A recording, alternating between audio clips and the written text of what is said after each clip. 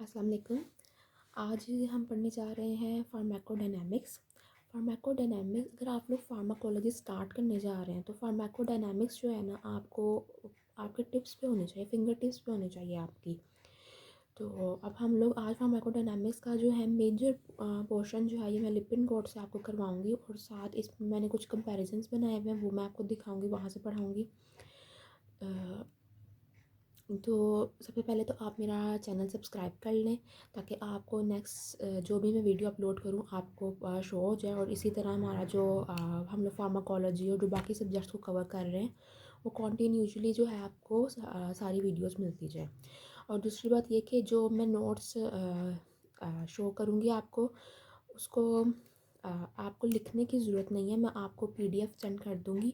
PDF जो है वो किस तरह से सेंड होगी वो मैं आपको वीडियो के एंड पे बता देती हूँ। सबसे पहले हम लोग फार्माकोडायनामिक्स जो है वो पढ़ते हैं। फार्माकोडायनामिक्स जो है वो डिस्क्राइब कर रही होती है कि एक्शन क्या है ड्रग का बॉडी पे। यानी कि जो फार्माकोकाइनेटिक्स में हम लोगों ने देखा कि ड्रग्स जो है वो किस तरह से पहले एब्जॉर्प्शन हुई, फिर उसकी किस तरह डिस्ट्रीब्यूशन हुई, किस तरह से जो है फिर प्रोटीन बाइंडिंग, उसकी एलिमिनेशन, क्लियरेंस वगैरह सब कुछ हमने देखा। लेकिन अब बॉडी पे जाके ड्रग किस तरह से एक्ट करती है वो हम पढ़ते हैं फार्माकोडायनामिक्स के अंदर। फार्माकोडायनामिक्स को हमने बताया कि डिस्क्राइब करती है action of the drug on the body और इसका इन्फ्लुएंस क्या होता है इसकी कंसंट्रेशन का, यानी कि कितनी इसकी कंसंट्रेशन बढ़ाओगे या कितनी इसकी कंसंट्रेशन को कम करोगे तो उसका रिस्पॉन्स पे क्या इफ़ेक्ट पड़ता है। अब ये जब ड्रग जब जाके रिसेप्टर के साथ, यानी कि जो सेल के अंदर या सेल के बाहर जो एक उसका एक टारगेट होता है जहाँ जाके उसने अटैच होना होता है ड्रग ने, उसको हम उसको रिसेप्टर कहते हैं क्योंकि वो रिसीव कर रहा होता है, रिसेप्टर है वो, ठीक है, ड्रग का उसकी बाइंडिंग को। तो ड्रग और रिसेप्टर जो कॉम्प्लेक्स बनता है वो जो कोई भी जो है ना एक्टिविटी इनिशिएट करता है उसको कहते हैं सिग्नल ट्रांसडक्शन। बेशक वो सेल को जो है वो स्टिमुलेट करे या सेल की एक्टिविटी को स्टिमुलेट करे या बेशक उसको इनहिबिट करे, ठीक है, उसको कहते हैं सिग्नल ट्रांसडक्शन। अब सिग्नल ट्रांसडक्शन जो है वो क्या है कि ड्रग ड्रग जो है ना वो एक्ट करता है एज अ सिग्नल के तौर पे, ठीक है ना, and receptor act as a signal detector. ठीक है, ये इसको बहुत ही आप लोगों ने सिंपल वर्ड्स में इसकी मेन इंपॉर्टेंट बातें हैं जो आपके कॉन्सेप्ट को बिल्ड कर देती हैं, ठीक है। और इस तरह से आप लोगों ने याद रखना कि जो ड्रग है वो एक सिग्नल है और जो रिसेप्टर है वो सिग्नल डिटेक्टर है। उसके बाद आ जाता है हमारे पास आ जाता है ड्रग रिसेप्टर कॉम्प्लेक्स। तो यहाँ एक सेकंड मैसेंजर सिस्टम भी है। सेकंड मैसेंजर सिस्टम ये है कि जब ड्रग और रिसेप्टर की बाइंडिंग हुई, ठीक है, उनके दरमियान इंटरेक्शन हुआ, उन्होंने कुछ कैस्केड ऑफ इवेंट्स को जो है वो एक्टिवेट कर देते हैं, ठीक है, कुछ ऐसे सब्सटेंसेस प्रोड्यूस कर देते हैं, ठीक है ना, जिसके रिजल्ट में जो है कुछ सब्सटेंसेस प्रोड्यूस होते हैं जिसकी वजह से क्या होता है कि कोई एक ऐसा सब्सटेंस बनता है जो आगे वाले जो है ना सारे इवेंट्स को रेगुलेट कर रहा होता है, ठीक है। यानी ड्रग और रिसेप्टर की बाइंडिंग हुई, उन्होंने जो है एक आगे से ऐसा कुछ डिफरेंट प्रोटीन काइनेजेस जो है वो एक्टिवेट किए या एंजाइम्स को एक्टिवेट किया या डिफरेंट उन्होंने जो है किसी चीज़ को एक्टिवेट किया जो जिसकी वजह से एक सब्सटेंस की प्रोडक्शन हुई, ठीक है। अब उसने अपनी सारी रिस्पॉन्सिबिलिटी ड्रग रिसेप्टर कॉम्प्लेक्स का जो इफेक्ट था उसकी सारी रिस्पॉन्सिबिलिटी चलेगी उस सब्सटेंस पे। फॉर एग्जांपल सब्सटेंस एक्स आप कर लो, ठीक है। अब वो सब्सटेंस जो है ना आगे वाले सारे प्रोसेसेस को रेगुलेट करेगा, एक सेल में मजीद जो भी उस ड्रग का इफेक्ट होगा ना वो उसको रेगुलेट करेगा। तो उस सब्सटेंस को हम लोग कहेंगे सेकंड मैसेंजर, ठीक है, और द इफेक्टर मॉलिक्यूल इसको कहते हैं, ठीक है। उसके बाद आ जाता है हमारे पास ड्रग रिसेप्टर कॉम्प्लेक्स। देखिए अब सेल के पास ये नहीं होता कि सेल के पास एक ही तरह के रिसेप्टर हो, सेल के पास डिफरेंट टाइप के रिसेप्टर्स होते हैं, ठीक है, जैसे मैंने ये हाईलाइट किया कार्डिक सेल, ठीक है, उसके में बीटा रिसेप्टर्स भी हैं, ठीक है, जो कि रिस्पॉन्ड करते हैं एपिनेफ्रिन और नॉर एपिनेफ्रिन को। और सेल में जो है मस्करेनिक रिसेप्टर्स भी होते हैं जो एसिटाइलकोलिन को रिस्पॉन्स करते हैं, ठीक है। अब कितने ज़्यादा रिसेप्टर्स के साथ कितना ज़्यादा ड्रग अटैच है, यानी कि जो ड्रग रिसेप्टर कॉम्प्लेक्सेस हैं वो कितने ज़्यादा बन रहे हैं, ठीक है, वो डिपेंड कर रहा होता है, मतलब वो डिटरमाइन करता है कि रिस्पॉन्स क्या होगा, मैग्नीट्यूड ऑफ रिस्पॉन्स क्या होगा। यानी कि जितने ज़्यादा रिसेप्टर और ड्रग के कॉम्प्लेक्सेस बनेंगे मैग्नीट्यूड ऑफ रिस्पॉन्स उतना ही ज़्यादा होता जाएगा। अच्छा, नेक्स्ट आ जाता है हमारे पास रिसेप्टर की स्टेट्स। रिसेप्टर्स की दो स्टेट होती हैं, एक होती है एक्टिव और एक होती है इनएक्टिव स्टेट, ठीक है। ये दोनों ही इक्विलिब्रियम में होते हैं एक दूसरे को, लेकिन जो ज़्यादा फेवरेबल स्टेट होती है वो होती है इनएक्टिव। यानी कि आप खुद अगर आप लोग अपनी ह्यूमन नेचर देखो, एक आपकी एक्टिव स्टेट होती है एक इनएक्टिव स्टेट होती है। इंसान प्रेफर कर रहा होता है कि वो इनएक्टिव स्टेट पे रहे, यानी कि उसको ज़्यादा मेहनत ना करनी पड़े, उसको काम ना करना पड़े। एक ह्यूमन नेचर का सम पीपल में जो है ये देखा जाता है, ठीक है ना। तो इसी इसी तरह आप लोगों ने ये भी याद रखना है। ये मैं आपको टिप्स बता रही हूँ ताकि आपके जहन में जो है ये बातें, एग्जांपल मैं इसलिए दे रही हूँ ताकि आपके जहन में ये बातें बैठ जाए कि रिसेप्टर की कौन सी स्टेट जो है वो ज़्यादा फेवरेबल है। उसके बाद आ जाता है हमारे पास हाँ, जो एंटागोनिस्ट है वो ऑक्यूपाई करता है रिसेप्टर को और उसको स्टेबलाइज कर देता है इनएक्टिव स्टेट पे। यानी कि जो एंटागोनिस्ट होगा वो उसको इनएक्टिव स्टेट पे स्टेबलाइज कर देगा, ठीक है। कुछ जो है वो एगोनिस्ट होंगे और कुछ होंगे पार्शियल एगोनिस्ट, वो आगे जाके अभी हम लोग पढ़ते हैं, ठीक है। उसके बाद आ जाता है हमारे पास, मैं आपको क्योंकि जस्ट समरी बता रही हूँ और इसमें इन जो इतनी मतलब हालांकि लिपिनकॉर्ड खुद इटसेल्फ जो है वो एक समरी है फार्माकोलॉजी की, लेकिन मैं आपको मज़ीद बता रही हूँ ताकि ये जस्ट रिवीजन के लिए और आपके पास कॉन्सेप्ट हो कि क्या चीज़ किस तरह से वो एग्जिस्ट कर रही है।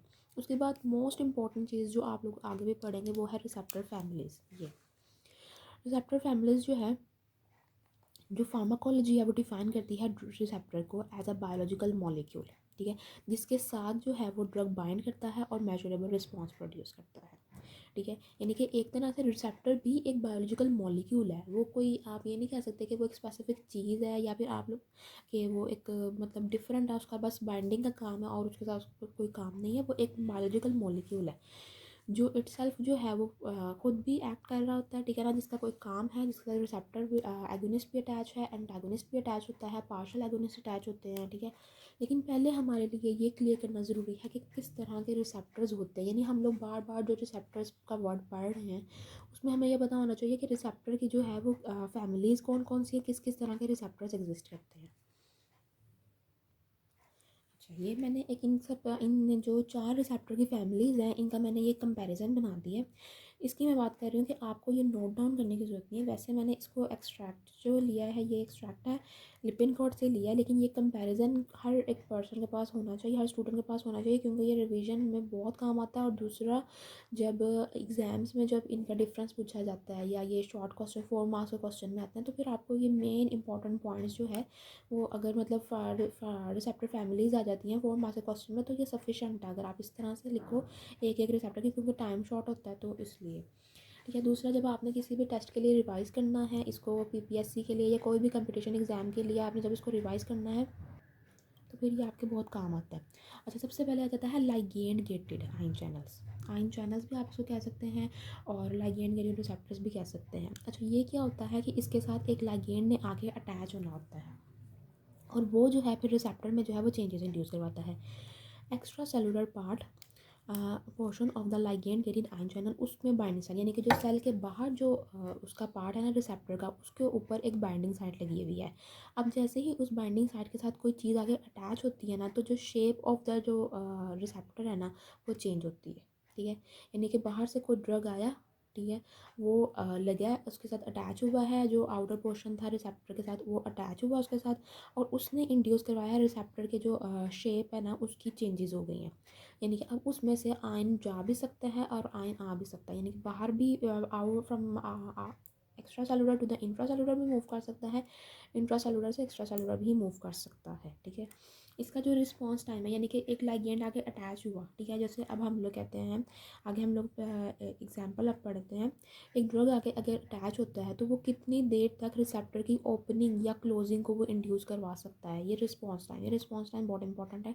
रिस्पॉन्स टाइम, जो channel open by the agonist open होता है अगर, लेकिन ये क्योंकि एंटागोनिस्ट से फिर क्लोज भी हो सकता है। एगोनिस्ट क्या है, एंटागोनिस्ट क्या है? एगोनिस्ट जो है वो सेम जो मॉलिक्यूल है एंडोजेनियस, जो मतलब जो एक नेचुरली जो एक सब्सटेंस जो उस रिसेप्टर के साथ आके बाइंड करता है, जो उससे मिलता जुलता होगा, ठीक है, वो होता है एगोनिस्ट। जो बहुत मतलब 50% मिलता है वो पार्शियल एगोनिस्ट, जो बिल्कुल नहीं मिलता, ठीक है ना, या जो उसको इनहिबिट करता है वो एंटागोनिस्ट होता है। आगे हम इसको जाके देखेंगे, इसकी भी मैंने कंपैरिजन एक तरह से बनाया है, वो भी आपको दिखाते हैं।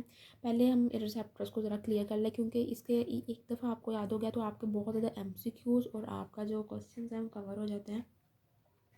रिस्पॉन्स टाइम, जब एक एगोनिस्ट आके अटैच होता है तो ये फ्यू मिली सेकेंड के लिए ये ओपन होता है, ठीक है, मतलब फ्यू मिली सेकेंड के लिए ये ओपन होगा, आयंस आएंगे या आयंस जाएंगे, बाहर आएंगे या अंदर जाएंगे, और वो फिर क्लोज हो जाएगा, ठीक है। उसके बाद एग्जांपल क्या है, जैसे निकोटीनिक रिसेप्टर। निकोटीनिक रिसेप्टर जो है वो स्टिमुलेट होते हैं एसिटाइलकोलिन से। जब ये एसिटाइलकोलिन से ये रिसेप्टर से जो है निकोटीनिक रिसेप्टर एक्टिवेट होते हैं एसिटाइलकोलिन से, तो वो एक्शन पोटेंशियल, ठीक है ना, after the cascade of events, some events के बाद जो है वो एक्शन पोटेंशियल जनरेट होता है। क्यों? क्योंकि जो है वो सोडियम की मूवमेंट और पोटेशियम की मूवमेंट की वजह से जो है वो एक्शन पोटेंशियल जनरेट हो जाएगा। उसके बाद एक दूसरी एग्जांपल ये है कि जो स्टिमुलेशन गैबा रिसेप्टर, ठीक है, क्लोराइड इन्फ्लुएंस, जो गैबा रिसेप्टर होता है वो क्या करते हैं, क्लोराइड चैनल को जो है वो गाबा रिसेप्टर्स है ना, क्लोराइड चैनल, क्लोराइड आयंस को वो रेगुलेट कर रहे होते हैं, ठीक है। क्लोराइड आयन का वो अच्छा स्टिमुलेशन होती है गाबा रिसेप्टर्स, ठीक है, जो कि क्लोराइड आयंस को रेगुलेट करते हैं। और हाइपर पोलराइजेशन, यानी कि जो गाबा रिसेप्टर्स है ना, उनका काम क्या है कि जब कोई लाइगेंड आके उनके ऊपर अटैच होता है, ठीक है, तो वो क्या करते हैं, चैनल ओपन होता है, क्लोराइड का अंदर सेल के अंदर मूवमेंट होती है। जब सेल के अंदर मूवमेंट होती है तो नेगेटिव आयंस कॉन्टीन्यूसली सेल के अंदर जा रहे हैं, ठीक है, जिसकी वजह से क्या हो गया, हाइपर पोलराइजेशन हो जाती है। और जो जब हाइपर पोलराइजेशन होता है तो यानी कि एक्शन पोटेंशियल अब जनरेट नहीं हो रहा और हाइपर पोलराइजेशन हो चुकी है, तो क्या होगा कि जो है ना वो अपने रिलैक्सेशन प्रोड्यूस करता है, ठीक है ना। जैसे बेंजोडाइज़ेपिन्स जो हैं, जो एनेक्सोलाइटिक या हिप्नोटिक्स के तौर पे एक्ट करते हैं, उनका वो इस तरह का इसके साथ अटैच होता है गाबा रिसेप्टर के साथ। उसके बाद आ जाता है वोल्टेज कैरियर सोडियम चैनल। जैसे वोल्टेज कैरियर सोडियम चैनल के साथ अटैच होते हैं लोकल एनेस्थेटिक और वो अपना एक्शन करते हैं, ठीक है। उसके बाद आ जाता है हमारे पास G protein couple receptor. G protein couple receptor क्या है कि ये जो इसका भी एक्स्ट्रा सेलुलर पार्ट जो है वो लाइगेंड बाइंडिंग एरिया है, ठीक है। और जो इंट्रा सेलुलर पार्ट है ना वो अटैच हुआ हुआ है जी प्रोटीन के साथ, ठीक है। अब जी प्रोटीन हमारे पास तीन तरह के होते हैं, G S, G I and G Q, ठीक है। ये तीन तरह के हमारे पास जी प्रोटीन है। अब हर वो कहते हैं कि प्रोटीन, जी प्रोटीन किसी भी तरह का हो, जी एस हो, आई हो या क्यू हो, इसके तीन मतलब तीन सब यूनिट्स होते हैं, alpha sub unit, beta and gamma sub unit. जो अल्फ़ा सब यूनिट है वो जीटीपी के साथ अटैच हुआ होता है, ठीक है ना, बाइंड हुआ होता है या बाइंड होता है, ठीक है। और जो है ना बीटा और गैमा सब यूनिट जो है ना वो रिसेप्टर्स को जो है ना वो सेल मेम्ब्रेन के अंदर जो है वो उसको एंकर किया होता है, रोक के रखा होता है या उसकी पोजीशन को मेंटेन कर रहे होते हैं। बीटा और गैमा का ये है। जब एगोनिस्ट आगे अटैच होता है, ठीक है ना, तो अल्फ़ा सब यूनिट की जो बाइंडिंग है जीटीपी के साथ वो इंक्रीज़ होना शुरू हो जाती है। इतनी इंक्रीज़ होती है, इतनी इंक्रीज़ होती है कि वो जो है ना ये जो अल्फ़ा सब यूनिट की जो बाइंडिंग हुई, ये जो इसके साथ कम्प्लेक्स होता है ना वो अलग हो जाता है और बीटा और गैमा पीछे अलग रह जाते हैं। This complex dissociate from the beta gamma complex. अब एक बीटा गैमा कॉम्प्लेक्स है और एक अल्फ़ा सब यूनिट और जो है ना जीटीपी का कॉम्प्लेक्स है। अब ये दोनों कॉम्प्लेक्सेस ही जो है ना मज़ीद सेलुलर रिसेप्टर के साथ जो है वो इंटरेक्ट करेंगे, ठीक है ना, सेकेंड मैसेंजर भी प्रोड्यूस करेंगे और फर्दर जो है वो एक्शन को जो है वो रेगुलेट करेंगे, ठीक है। जब आके जी प्रोटीन के साथ कोई भी एगोनिस्ट अटैच होगा तो वो कितने देर के उसका रिस्पॉन्स टाइम क्या होगा, उसका रिस्पॉन्स टाइम होता है जनाब सेकंड से मिनट्स तक। ये था फ्यू मिली सेकेंड, ये मज़ीद बढ़ा सेकंड से मिनट्स तक, ठीक है। अब यहाँ पर हम लोग ये देख लेते हैं कि इफेक्टर कौन कौन से प्रोड्यूस होता है, यानी कि हम लोगों ने बताया कि ये जी एस और जी आई और जी क्यू हैं। तो ये तीनों में डिफरेंस क्या है, किस तरह से ये है। जो जी एस और जो जी आई है वो प्रोड्यूस करते हैं एडिनालाइल साइक्लेज, ठीक है ना, एडिनाइल साइक्लेज प्रोड्यूस करता है। जबकि जो जी क्यू है वो फॉस्फोलाइपेज सी प्रोड्यूस करता है। जो एडिनालाइज साइक्लेज है ना वो प्रोड्यूस करता है आगे सी ए एम पी, ठीक है। और सी ए एम पी आगे पर जो है वो एक्टिवेट करता है प्रोटीन काइनेसिस को। ये प्रोटीन काइनेसिस एक्टिवेट हो गए। यहाँ का जो फॉस्फोलाइपेज सी था इसने भी जो है वो डी ए जी को प्रोड्यूस करवाया। डी ए जी क्या होता है, डाई एसाइल ग्लिसरॉल। और आई पी थ्री क्या होता है, 1,4,5 ट्राई फॉस्फेट प्रोटीन काइनेस, ठीक है। तो ये आ जाता है आई पी थ्री और ये डी ए जी। अब ये जो डी ए जी और ये जो सी ए एम पी, असल में ये तीनों ही एक तरह से जो है ना प्रोटीन काइनेसिस को ही एक्टिवेट करवा रहे हैं, ये एंजाइम्स हैं, ठीक है। जबकि आई पी थ्री जो है वो कैल्शियम की जो वो कैल्शियम आयंस की जो है ना कंसनट्रेशन को भी रेगुलेट कर रहा है, ठीक है ना, ये याद रखना है। I hope it's clear to you because I have written it with the highlighter pen. Anyways जो आपको पीडीएफ मिलेगी वो उसमें ये क्लियर होगा। अच्छा, एग्जांपल इसकी कौन कौन सी आ जाती है, वो आ जाती है अल्फ़ा एंड बीटा एड्रेनोसेप्टर्स, ठीक है। अल्फ़ा एंड बीटा एड्रेनोसेप्टर, जैसे अभी हम लोगों ने पढ़ा कि हार्ट के ऊपर बीटा रिसेप्टर्स होते हैं जो कि उसको रेगुलेट कर रहे होते हैं एंड जो कि एपिनेफ्रिन और ये नॉर एपिनेफ्रिन से जो है वो एक्टिवेट होते हैं। उसके बाद आ जाता है एंजाइम लिंक्ड रिसेप्टर्स आ जाता है। एंजाइम लिंक्ड रिसेप्टर्स जो है ना, वो जैसे ही एक्टिवेट होंगे, ये एंजाइम लिंक्ड रिसेप्टर्स क्यों है, क्योंकि जैसे ही ये एक्टिवेट होते हैं, ये जो साइटोसोलिक एंजाइम की एक्टिविटी है ना, ये बढ़ा देते हैं। कॉमन एंजाइम लिंक्ड रिसेप्टर्स, आमतौर पर जो एंजाइम लिंक्ड रिसेप्टर्स है ना, उनके पास जो टायरोसाइन काइनेज जो है वो अटैच होता है उनके साथ। अब जैसे ही उनके साथ टायरोसाइन काइनेज रिसेप्टर जो है वो टायरोसाइन काइनेज जो है वो अटैच होता है। ठीक है, ये कौन कौन से रिसेप्टर्स होते हैं, वो होता है epidermal growth factor, platelet derived growth factor, insulin, atrial natriuretic peptide. इसका मैंने ये EPIA बनाया था कि आपको ये याद रहे। अब मैकेनिज्म क्या है कि जैसे ही जो है अटैच होगा कोई रिसेप्टर, जो टायरोसाइन काइनेज है ना रेजिड्यू, उसकी फॉस्फोराइलेशन हो जाएगी। जब उसकी फॉस्फोराइलेशन होगी और साथ कुछ सोर्स स्पेसिफिक प्रोटीन्स होंगे एसोसिएटेड, उनकी फॉस्फोराइलेशन, जब उनकी फॉस्फोराइलेशन होगी तो वो मॉडिफाई करेंगे जो टारगेट प्रोटीन है ना, उसका स्ट्रक्चर मॉडिफाई करेंगे, उसका स्ट्रक्चर जो है वो चेंज करेंगे, जो कि एक्ट करेगा मॉलिक्यूलर स्विच के तौर पे। किस तरह से, क्योंकि वो एक्टिवेट करेगा मजीद सिग्नल्स को भी वो एक्टिवेट करेगा, और आगे जो है इस तरह से आगे जो वो सब्सटेंसेस प्रोड्यूस होंगे वो आगे फर्दर एक्ट करेंगे। इस तरह सिग्नल एम्पलीफिकेशन होना शुरू हो जाती है। ठीक है ना, ये मजीद जो है वो एक दूसरे को सब्सटेंसेस एक्टिवेट होते जाते हैं एक दूसरे से। इसका जो रिस्पॉन्स टाइम है वो मिनट से आवर्स तक है। एग्जाम्पल इसकी मोस्ट इंपॉर्टेंट आ जाती है इंसुलिन रिसेप्टर, और जो ऊपर बताए हुए बाकी के वो रिसेप्टर आ जाते हैं। उसके बाद आ जाता है हमारे पास इंट्रासेलुलर। इंट्रासेलुलर के नाम से पता चल रहा है वो सेल के अंदर है। जो लाइगेंड है वो लिपिड सोलेबल होना उसका ज़रूरी है, ताकि वो सेल के अंदर मूव करे। ठीक है, और फिर वो उसके साथ अटैच करे। अब होता क्या है कि जब ये सेल के अंदर जाता है ना, तो इसका जो ड्रग का या कोई भी एगोनिस्ट का और रिसेप्टर का जो कॉम्प्लेक्स बनता है, अब ये कॉम्प्लेक्स जाता है, इनका जो ज़्यादातर मोस्ट कॉमन टारगेट होता है वो है ट्रांसक्रिप्शन फैक्टर। ये ट्रांसक्रिप्शन फैक्टर्स जो हैं वो न्यूक्लियस के अंदर मौजूद होते हैं। ठीक है, इन्होंने जाके जो है यानी कि ड्रग रिसेप्टर कॉम्प्लेक्स जो है वो जाता है, यानी कि लाइगेंड रिसेप्टर कॉम्प्लेक्स जो है वो जाता है, और वो ट्रांसक्रिप्शन फैक्टर के साथ जो है वो बाइंड करता है। ठीक है, जैसे ही एक्टिवेशन होती है, एक्टिवेशन या डीएक्टिवेशन, अगर ड्रग है तो वो एक्टिवेशन करवाएगा, अगर वो एगोनिस्ट है तो एक्टिवेशन कॉज करवाएगा, अगर एंटागोनिस्ट है तो वो डीएक्टिवेशन कॉज करवाएगा। एक्टिवेशन हो या डीएक्टिवेशन हो, ट्रांसक्रिप्शन ऑफ द डीएनए से या आरएनए होगा या इनहिबिट होगा, या ट्रांसलेशन होगी आरएनए की प्रोटीन से। इसका जो रिस्पॉन्स टाइम आ जाता है, यानी कि क्या होगा कि या तो ट्रांसक्रिप्शन होगी, क्योंकि इसका ट्रांसक्रिप्शनल फैक्टर है ना इसका टारगेट, तो इसलिए जो है इसकी एक्टिवेशन या डीएक्टिवेशन से इन इन प्रोसेसेस पे जो है वो चेंजेस आएंगे। ठीक है, ट्रांसक्रिप्शनल फैक्टर की एक्टिवेशन या डीएक्टिवेशन से।